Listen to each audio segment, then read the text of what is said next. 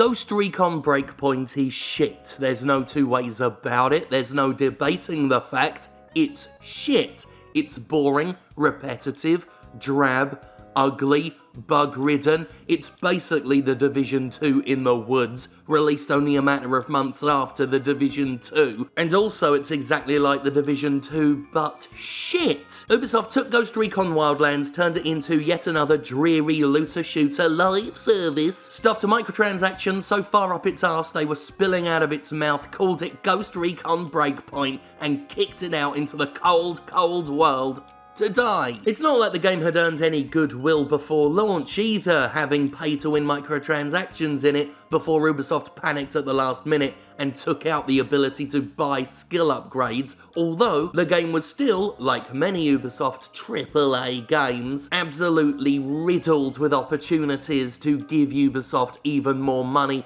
on top of the money you already spent on a shit game. Now, in spite of the fact that Ghost Recon Breakpoint was a creative and commercial disaster, Ubisoft has still been committed to improving it. There have been bug fixes, of course, little improvements here and there, but there was supposed to be a big so-called immersive update this month, something Ubisoft have been dangling over the few Ghost Recon Breakpoint players that exist, something to keep them playing, something to keep them invested, and despite February being the month for this immersive update, nothing happened. As I record this, we're a few days out from the end of February, and nothing. Well, nothing except for the news that Ubisoft, with only a few days left, has decided to postpone the update. Earlier this year, we shared that the new immersive mode and the engineer class— I can't keep doing that, that's a terrible voice— engineer class were coming by the end of February, announces Ubisoft on its blog.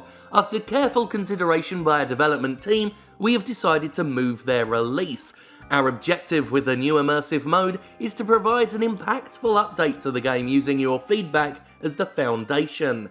The immersive mode is built upon the results of the community survey, your observation— we don't even know what this immersive mode is yet at the time of talking— your observations gathered by our community managers and workshops with the Delta Company alongside extensive playtesting. We're in the process of creating an experience that will change the way you are able to play Tom Clancy's Ghost Recon Breakpoint. If they can change the way I'm playing Ghost Recon Breakpoint to having fun when I do it, I'll be pretty fucking impressed. Anyway, the complexity of integrating this new mode has proven to be a challenge, and we want to ensure that the experience will be a great one when it releases. The immersive mode will still release this spring. We'll share more firm timing as soon as we are able, etc, etc, etc. They say that on March 5th there will be a quote-unquote intel drop on this immersive mode. I'm worried that this is starting to become a bit of a trend for the game industry, this idea that you can launch a game in any state you want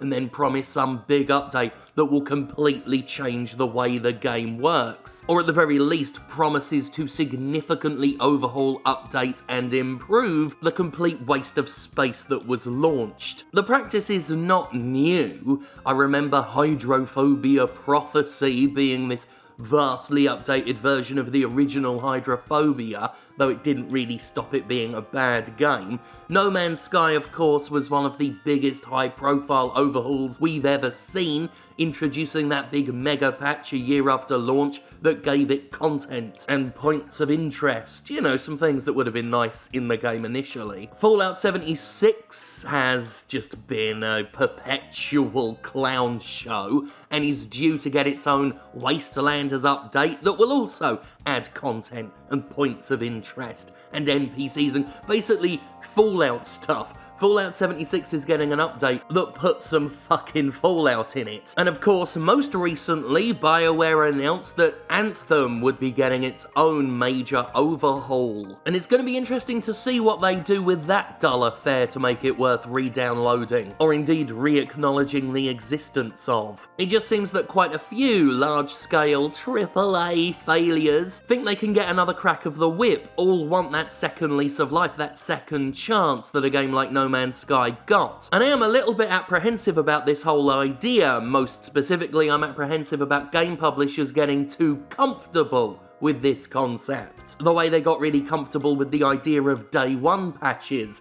where game companies realised They don't have to finish a game when they ship it, they've just got to patch everything in at the very last minute. We've already had instances of what I call early triple access games like Street Fighter V, which at launch was bare bones and threadbare, and added to itself as time goes by. Game publishers don't seem to have a problem with charging you full price for an undercooked game, and then patching. I mean, that's the whole concept of the roadmap that we've seen with a lot of these live services. They do the bare minimum, they squirt themselves out onto the market, expect you to buy the, well, pre-order it even, and then tell you that it's okay, they've got a roadmap, here's all the stuff that's coming for the thing you've bought. And as we've witnessed with other games, see Anthem for example, the roadmap is no guarantee that the content is coming. The perpetually online nature of these live service games means that they can be tweaked and retooled and fiddled with constantly by the developers. And in some instances, that's not necessarily a bad thing. A game evolving and improving over time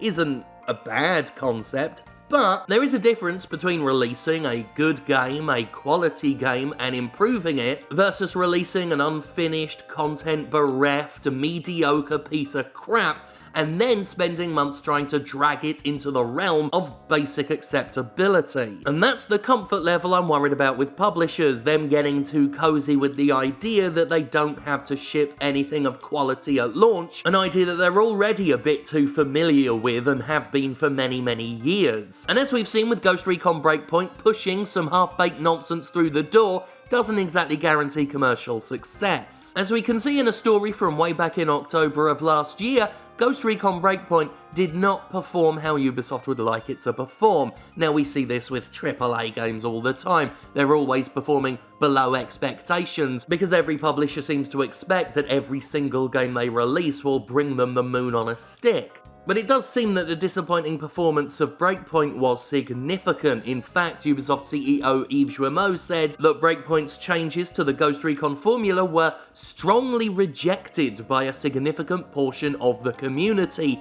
His words. It's an incredibly damning statement for the company's own CEO to make. Interestingly, in this same story, Ubisoft said that it was not interested in pay-to-win microtransactions, which is funny, because they were certainly very interested before Breakpoint launched. It's going to be very interesting looking back on this time in the game industry. This generation especially has seen publishers flounder from one get-richer-quicker scheme to the next. From microtransactions to loot boxes to the whole live service gravy train. And it's led to a significant number of disasters, failures and embarrassments for the companies involved. It reeks of an industry plagued by desperation. These companies are desperate to keep their unsustainable economies going. They've made so much money from their routine preying upon an exploitation of their own customers. This has led to record amounts of revenue, but the problem with record amounts of revenue in this whole socioeconomic system we have is that investors expect more next time. And you can't keep breaking records forever.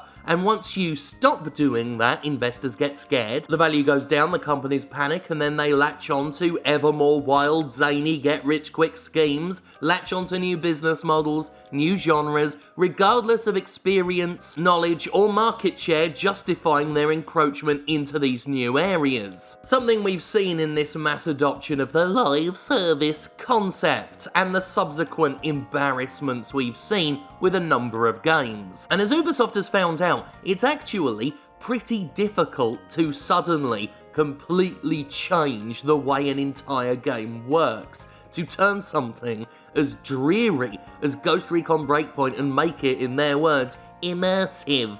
Good luck with that, by the way. I'm not surprised it's been delayed at the last minute. It's taken other companies more than a year after launch to introduce these big game-changing updates. Ubisoft wanted to do that in a matter of months, and it's just found out you can't really do that. It's aiming for spring, we'll see how that goes. The Fallout 76 Wastelanders update was meant to come out months ago, but that got delayed. It turns out that trying to completely overhaul a game in a way that matters takes time and effort and resources, significantly more than issuing the occasional patch. And even though the people who bought the game deserve to have a good game, and these companies should feel obliged to update these games and overhaul these games to turn them into something worth the asking price, it's also pretty bad business. Ghost Recon Breakpoint did not sell particularly well. It was a sales disappointment. So was The Division 2, apparently. So a more cynical eye could look at this as throwing good money after bad. We are months away from Ghost Recon Breakpoint's launch window, which is the best optimum chance games have to actually make their money.